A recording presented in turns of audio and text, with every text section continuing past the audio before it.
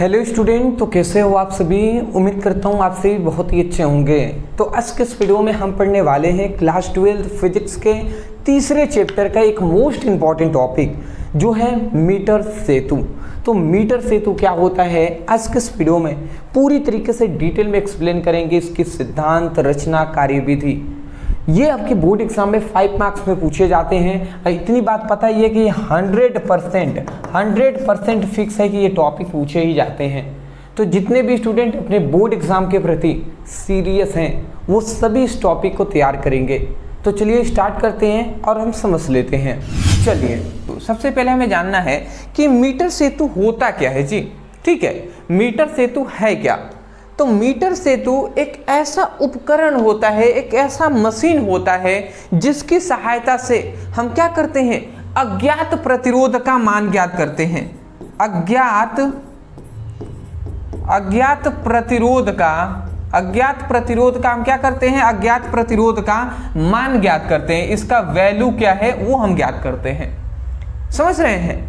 मतलब हमने क्या बताया कि जो मीटर सेतु है, अगर मैं अच्छे से आपको एग्जांपल से अच्छे से आपको बताऊं तो क्या है मीटर सेतु। तो मीटर सेतु एक ऐसा, मीटर जो सेतु है, मीटर सेतु जो है ना, ये एक ऐसा मशीन है। मशीन समझ रहे हैं, उसी को उपकरण कहते हैं, यंत्र कहते हैं। मीटर सेतु एक ऐसा उपकरण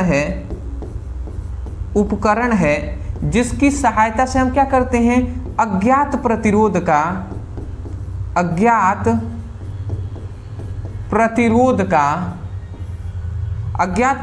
हम क्या करते हैं, मान ज्ञात करते हैं। इसका वैल्यू ज्ञात करते हैं, मान ज्ञात करते हैं। ठीक है ना।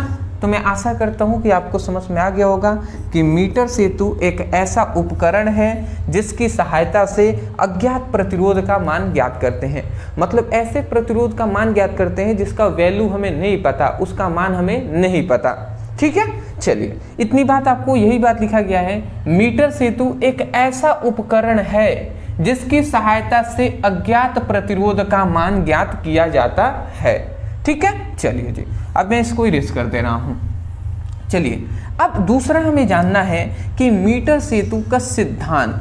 अब मीटर सेतु का क्या सिद्धांत होता है, ये ज्यादातर सिद्धांत ही इंपॉर्टेंट है, यही आपको लिखना है। तो जो मीटर सेतु में आपको बता दूं, जो मीटर सेतु होता है, ध्यान से आप समझिएगा, मीटर सेतु।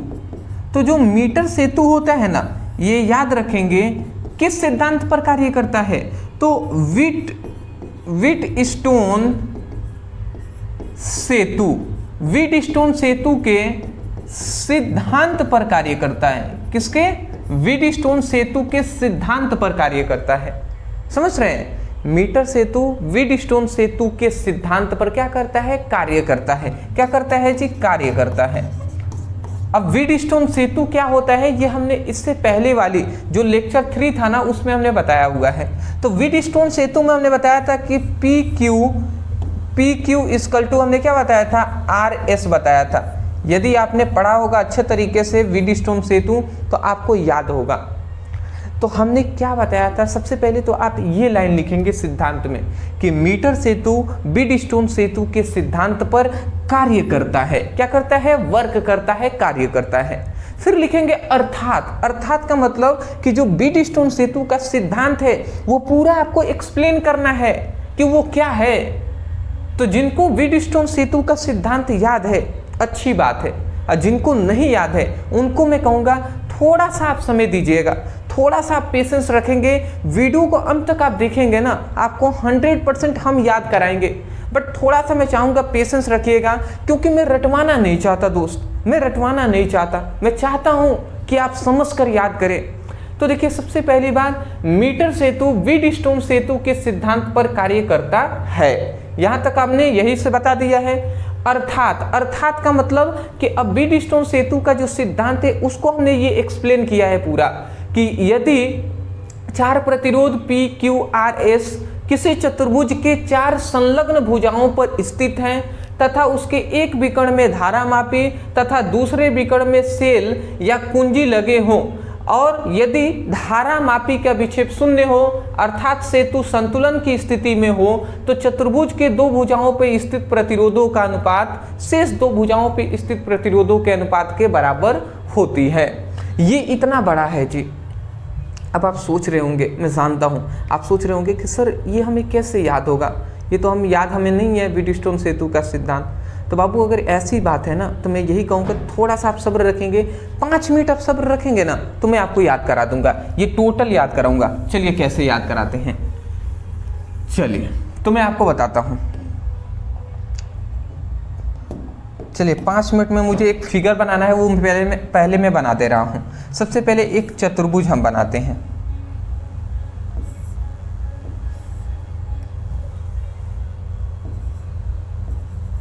ठीक,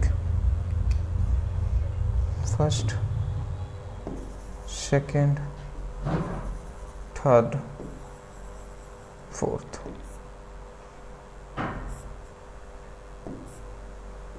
फर्स्ट,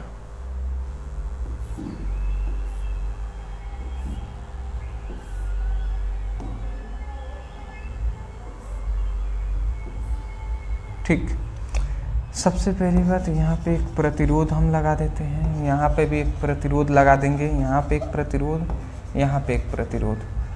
थोड़ा सा आप सब्र रखेंगे, ठीक है ना। जब मैं पूरा फिगर बना लूँगा फिर आपको समझाऊंगा कि ये सब क्या क्या है, ठीक है ना। चलिए यहाँ पे एक धारा मापी हम लगा लेते हैं जो है गैल्वेनोमीटर जी।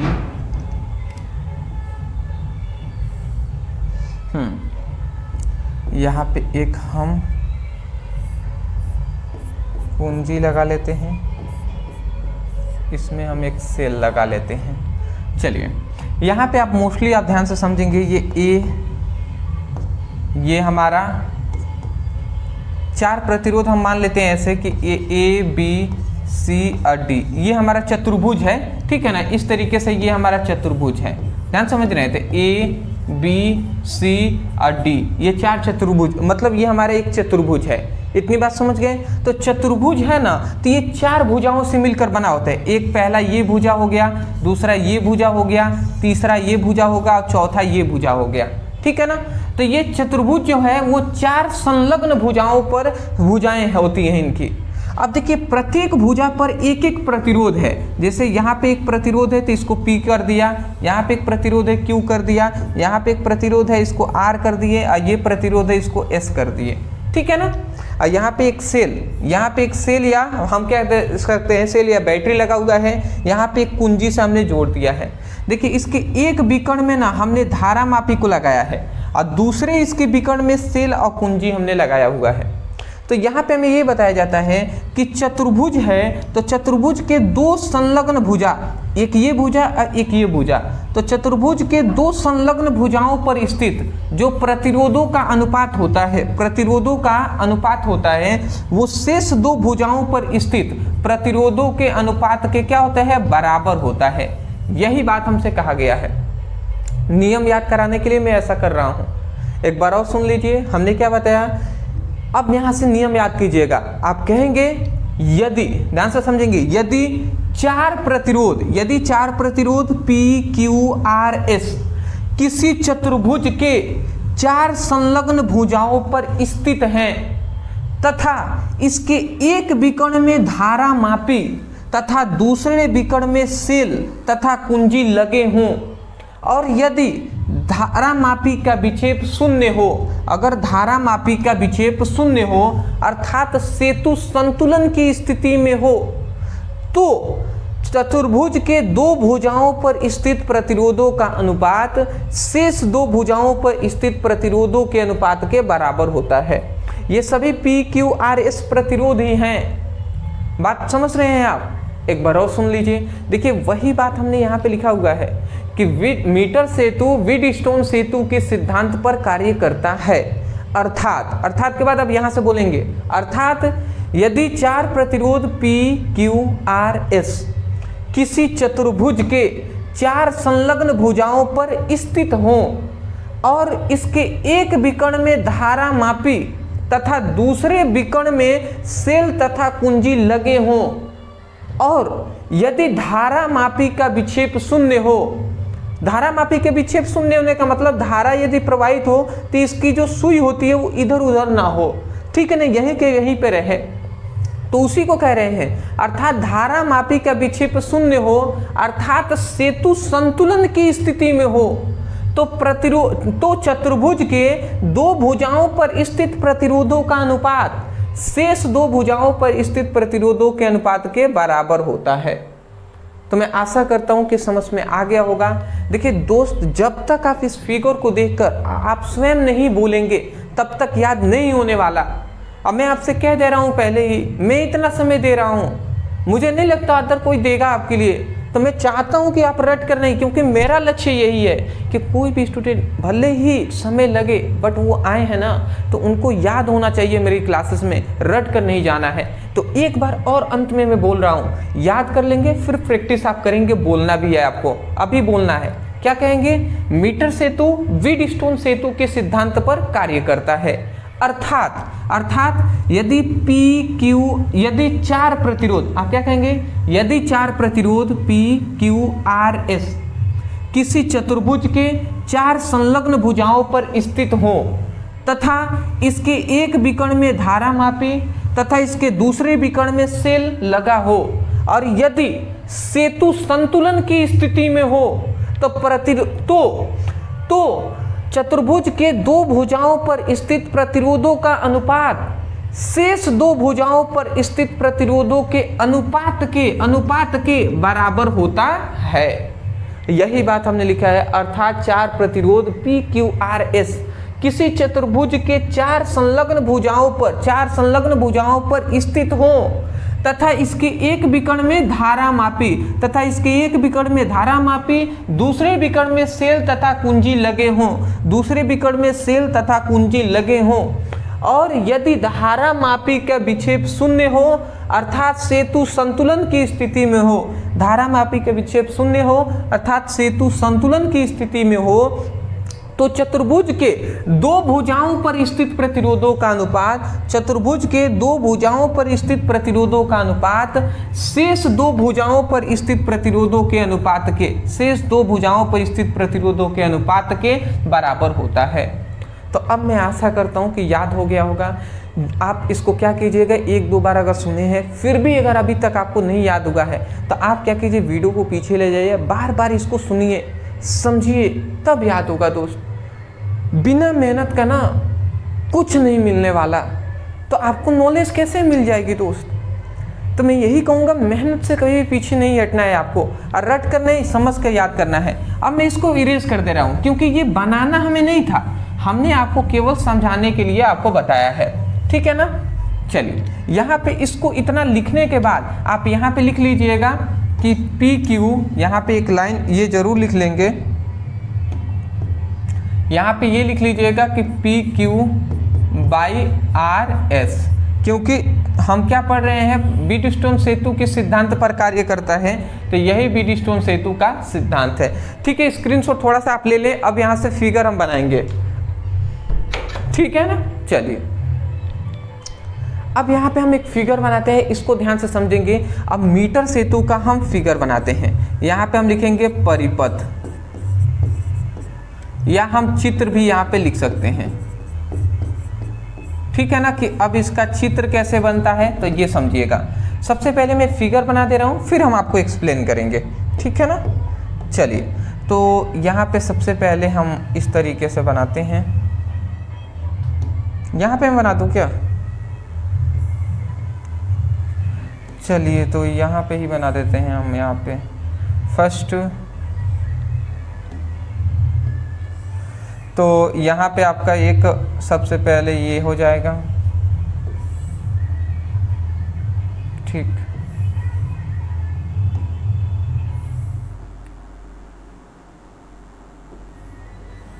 यहाँ पे थोड़ी सी शादी विवाह का माहौल है, ठीक है ना।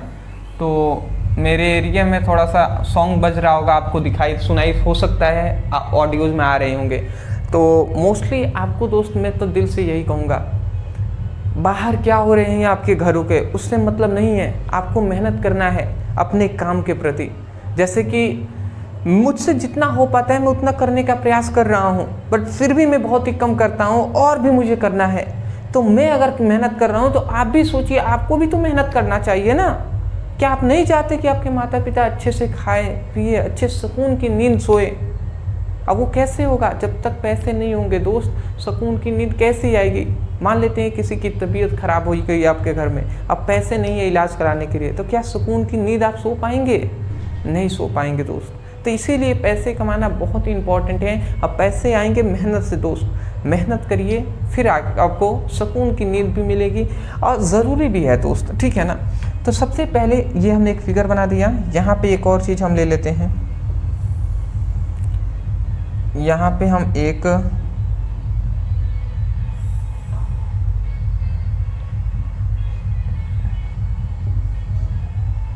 यहाँ पे हमने एक ये एल लंबाई का यहाँ पे एक याद रखेंगे,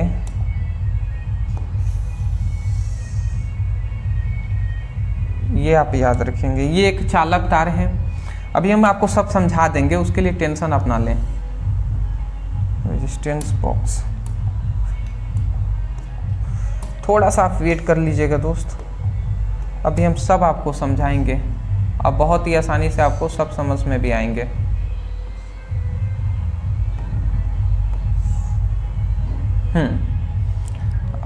अदरवाइज यहाँ से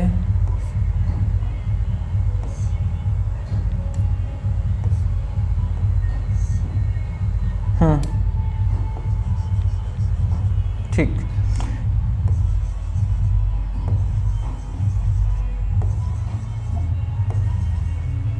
यहाँ पे एक और चीज़ हम यहाँ पे कर लेते हैं, यहाँ पे एक हम इसके साथ साथ यहाँ पे एक कुंजी हम लगा लेते हैं, यहाँ पे बैटरी।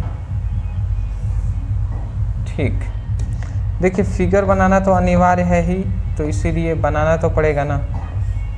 चलिए, तो ये हमारा मीटर सेतु अब तैयार गया है। अब हम समझेंगे। सबसे पहले ये जो आपको 3 प्लेट दिखाई दे रहे होंगे, एक एल आकार का ये आपको एक प्लेट, एक ये प्लेट और आपको एक ये प्लेट। तो यहाँ पे 2 एल आकार के प्लेट होते हैं। ये जो एल आकार के क्या है, तांबे के प्लेट है, तांबे के, ये आप याद रखेंगे, तांबे के ये क्या है, प्लेट हैं।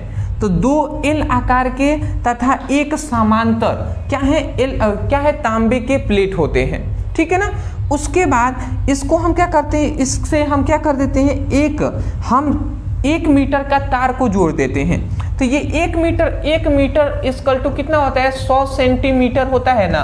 तो 1 मीटर कहें या 100 सेंटीमीटर, तो मैं आपको यहाँ से यहाँ तक की दूरी बता दे रहा हूँ, ये 100 सेंटीमीटर है।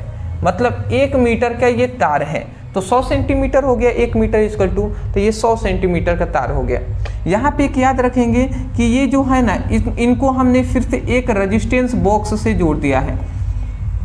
यहाँ पे क्या है जी, इसमें रेजिस्टेंस बॉक्स है, ठीक है ना। इसमें रेजिस्टेंस बॉक्स है जिसे हम किससे प्रदर्शित करते हैं, जिससे हम आर से प्रदर्शित करते हैं, ठीक है ना। यहाँ पे ये अज्ञात प्रतिरोध है जो है एस, इसी का वैल्यू हमें ज्ञात करना है। देखिए मीटर सेतु क्या है, मीटर सेतु एक ऐसा उपकरण है जिसकी सहायता से अज्ञात प्रतिरोध का मान ज्ञात किया जाता है। तो इसी ये अज्ञात प्रतिरोध है, इसी का मान हमें ज्ञात करना है। यहाँ पे एक और चीज हम बता दें कि मान लेते हैं ये चालक तार की लंबाई, यहाँ पे हम एक और काम कर लेते हैं।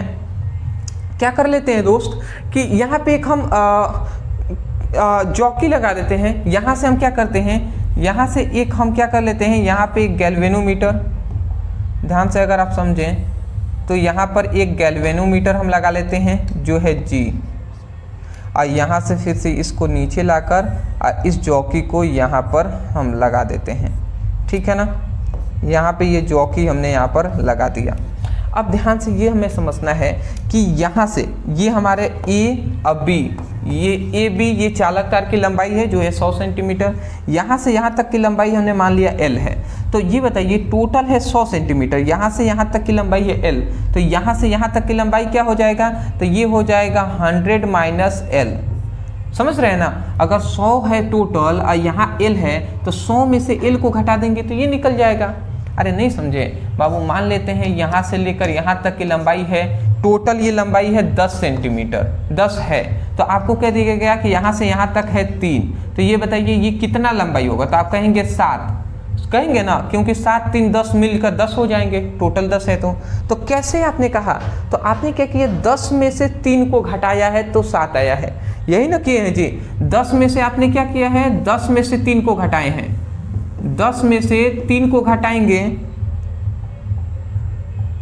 10 में से 3 को घटाएंगे तभी तो 7 आएगा। तो उसी तरीके से हमें पता है 100 सेंटीमीटर है और यहाँ से यहाँ तक L है, तो 100 में से L को घटा देंगे, 100 माइनस L, तो ये हमारा हो जाएगा, ये दूरी निकल गया। तो इतनी आप समझ के होंगे। चलिए, तो इसी बात को इतना अगर आप समझ के हैं तो आगे हम बढ़ेंगे।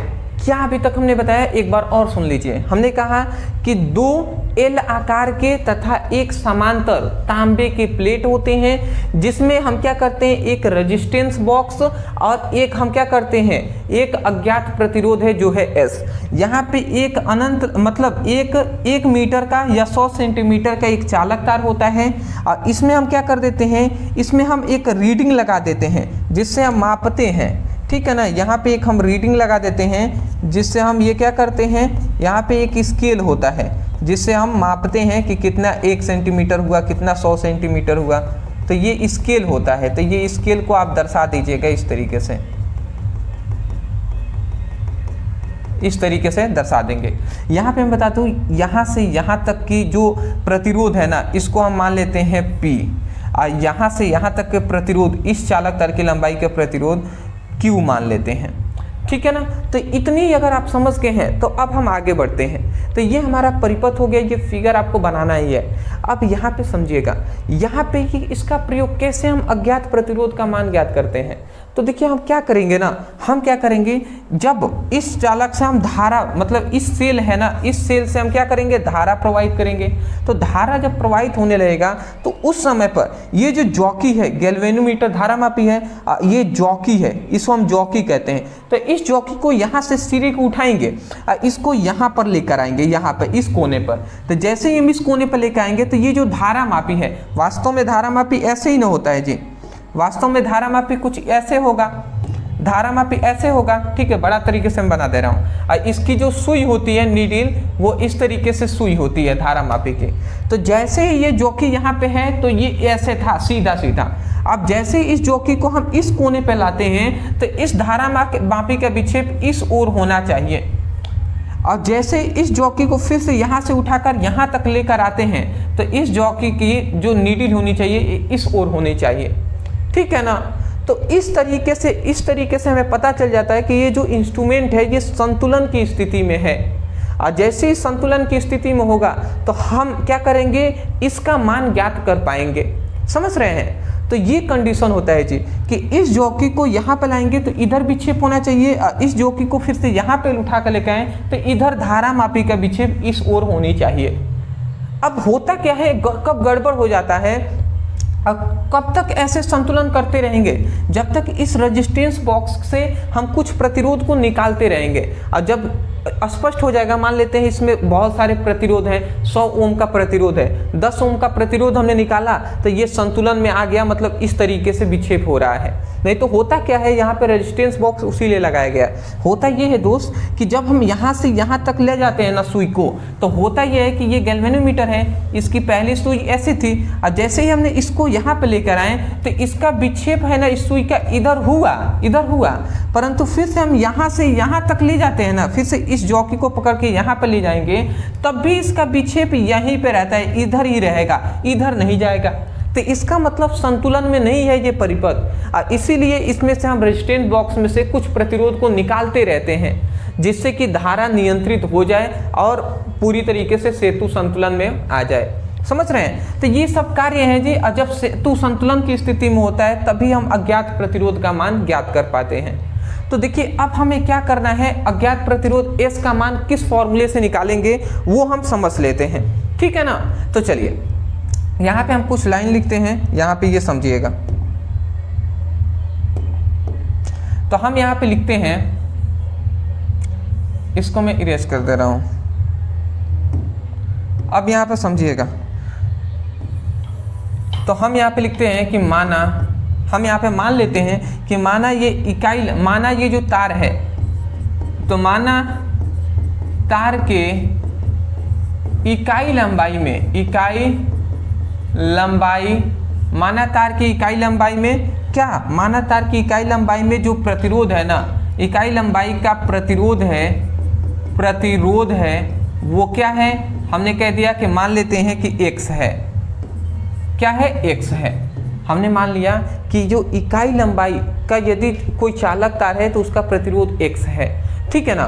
तो उसी तरीके से ये जो l लंबाई है यहाँ से लेकर यहाँ तक की इतनी लंबाई को तो हम क्या कर देंगे, ये जॉकी है जिसको हम j से प्रदर्शित कर रहे हैं, तो AJ की जो लंबाई है इसमें प्रतिरोध हम ज्ञात कर लेते हैं। तो अब हम लिखेंगे यहाँ पे कि AJ का प्रतिरोध हम लिख देते हैं यहाँ पे AJ, तार हम ऐसे लिख देते हैं, तार AJ का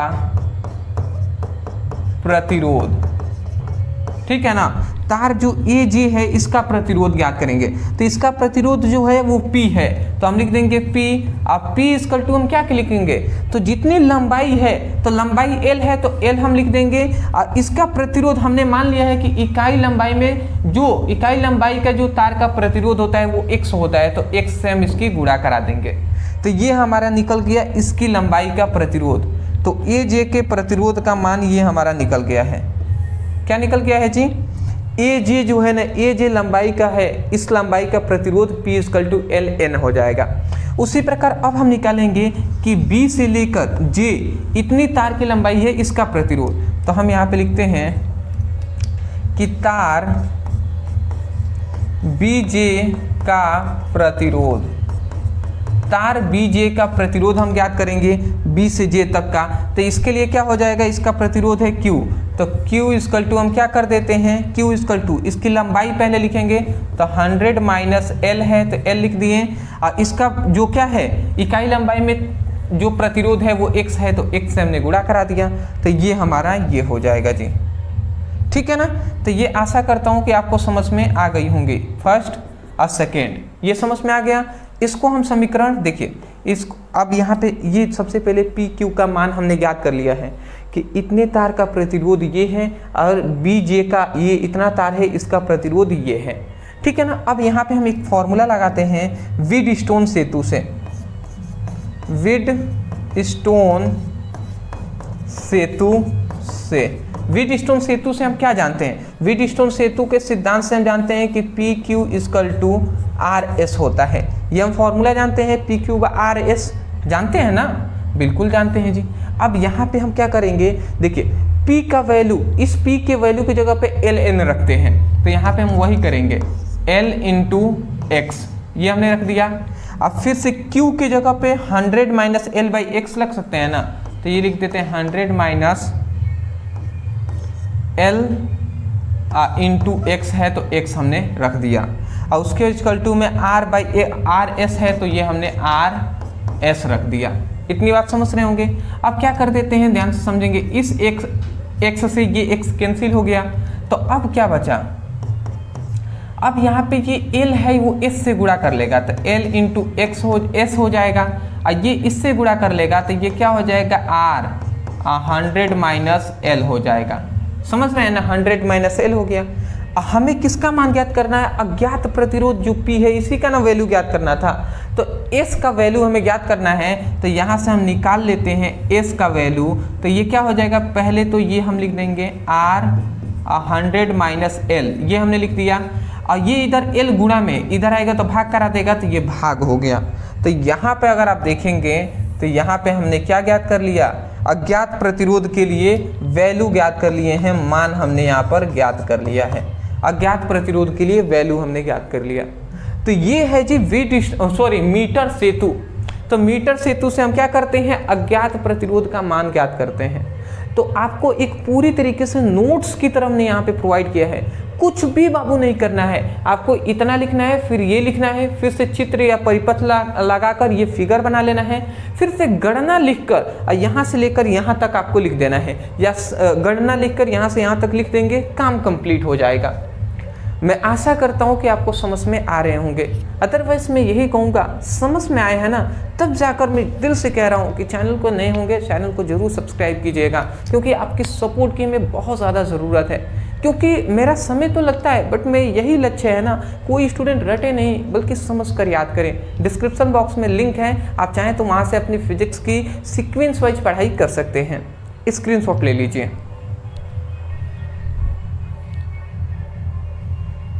ठीक, बीच में वीडियो रोकने के लिए मैं माफ़ी चाहूँगा। एक आवश्यक सूचना है, मैं आपको बता दूँ। देखिए, मैं आपको बताना चाहूँगा कि आपकी क्लास 12th की जितने भी स्टूडेंट हैं उनको मैं बता दूँ कि पूरी आपकी फिजिक्स की और पूरी आपकी केमिस्ट्री का हम आपके लिए नोट्स प्रोवाइड कर रहे हैं, PDF नोट्स सिंपल लैंग्वेज में, और सब आपको इम्पोर्टेंट आपको सब दिया जा रहा है। जैसे फिजिक्स में आपको पता होगा कि आपके 14 चैप्टर हैं, केमिस्ट्री में आपको पता होगा 10 चैप्टर हैं, पूरी आपकी 24 चैप्टर हैं। इन 24 चैप्टरों का अभी हम फिलहाल फुल नोट्स प्रोवाइड कर रहे हैं, फुल PDF नोट्स हम आपको प्रोवाइड कर रहे हैं, जिसको आपको व्हाट्सएप पर सेंड किए जाएंगे। ये फुल 24 चैप्टरों का PDF नोट्स ओनली आपको 198 में या 199 में दिया जा रहा है। तो आपको क्या करना है, PDF नोट्स लेने के लिए नीचे नंबर है, इस नंबर पे व्हाट्सएप पर मैसेज करना है। अब वहाँ पे कहिएगा सर हमें फिजिक्स केमिस्ट्री क्लास 12th का फुल नोट्स चाहिए, इतना लिख कर मैसेज करेंगे, स्कैनर दिया जाएगा, पेमेंट कर दीजिएगा और बता दीजिएगा सर पेमेंट हो गया है। तुरंत आपके व्हाट्सएप नंबर पे PDF नोट्स है सेंड कर दिए जाएंगे। अगर कोई स्टूडेंट है ओनली अगर आप फिजिक्स का लेना चाहते हैं, केमिस्ट्री नहीं लेना चाहते, फिजिक्स ऑनलाइन लेना चाहते हैं, तो ये ओनली 99 में मिल जाएगा। या कोई है जिनको केवल केमिस्ट्री चाहिए तो ये भी 99 में मिल जाएगा। तो जैसे आप दोनों लेना चाहें तो वो 189 में, और एक लेना चाहें 99, नीचे नंबर है, मैसेज कर लीजिएगा। Thank you.